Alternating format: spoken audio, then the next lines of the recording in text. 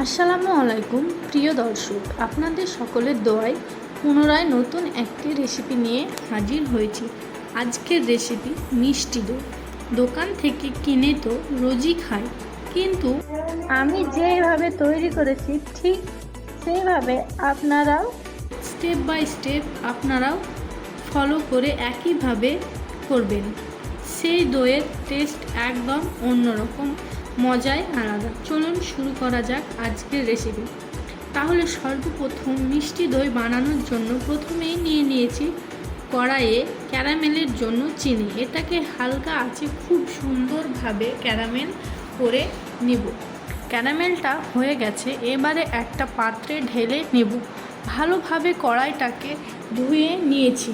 এরপর আবারও চুলায় বসিয়ে দুধটা জাল করে নেব। আমি এখানে ফুল ফ্যাট মিল্ক নিয়েছি, বাট দই কিন্তু আরও ভালো হবে যদি আপনারা গরুর দুধ বা মোষের দুধ নিয়ে নেন, কারণ সেখানে ফ্যাটের পরিমাণটা বেশি থাকে। আমি এখানে দুধের পরিমাণ নিয়েছি 500 গ্রাম। এখান থেকে 350 দই বানিয়ে নেব। আচ্ছা, দেখবেন দুধটা ভালোভাবে ফুটে গেছে। এই সময় আপনারা দিয়ে দেবেন চিনি। চিনির পরিমাণটা এখানে খুবই গুরুত্বপূর্ণ, তাই চিনির পরিমাণটা আপনাদের জানতে হবে।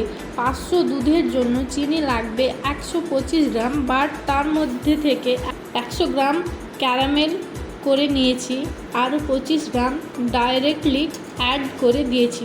দুধটা ততক্ষণে ফুটছে। আমি এখানে পাউডার দুধ নিয়েছি, এটাকে গুলে ফুটন্ত দুধে অ্যাড করে দেব। এতে দইয়ের টেস্ট খুব সুন্দর হয়।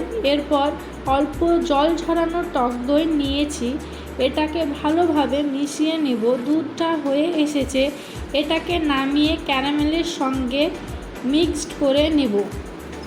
দুধটা হালকা ঠান্ডা করে নিয়েছি, খুব ঠান্ডা করিনি। আঙুল ডুবিয়ে যেন 1 থেকে 10 গুনতে পারেন, ঠিক সেই রকম ঠান্ডা। খুব ঠান্ডা হয়ে গেলে দই ভালো বসবে না। এবারে ওই দুধে টক দই মিশিয়ে নেব। মেশানো হলে এটা একটা পাত্রের গায়ে টক দই মিশিয়ে নেব। টক দই মেশানো পাত্রে দুধটা ঢেলে দই বসানোর জন্য দিয়ে দেব। পাত্রটাকে এবারে মোটা একটা চাদর মুড়িয়ে দেব। গরমে দইটা বসবে। 5 ঘন্টা চাদর মুড়িয়ে রেখে দেব। 5 ঘন্টা পর দেখুন ফাইনালি দই বসে গেছে। এবারে কেটে দেখাবো। দেখতেই পাচ্ছেন খুব সুন্দর একটা কালারও এসেছে এবং দোকানের মতো সেম দইটা বসে গেছে। খেতেও খুব মজা ছিল। সবাইকে ধন্যবাদ ভিডিওটি শেষ পর্যন্ত দেখার জন্য। আপনারাও বাড়িতে ট্রাই করে দেখবেন। আমাকে কমেন্ট করতে ভুলবেন না। আরও নিত্য নতুন রেসিপি দেখার জন্য চ্যানেলটিকে লাইক, কমেন্ট, সাবস্ক্রাইব করতে ভুলবেন না। সবাই সুস্থ থাকবেন, ভালো থাকবেন, সাবধানে থাকবেন।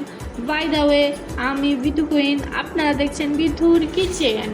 আবারও আপনাদের সামনে নিত্য নতুন রেসিপি নিয়ে হাজির হব ইনশাল্লাহ।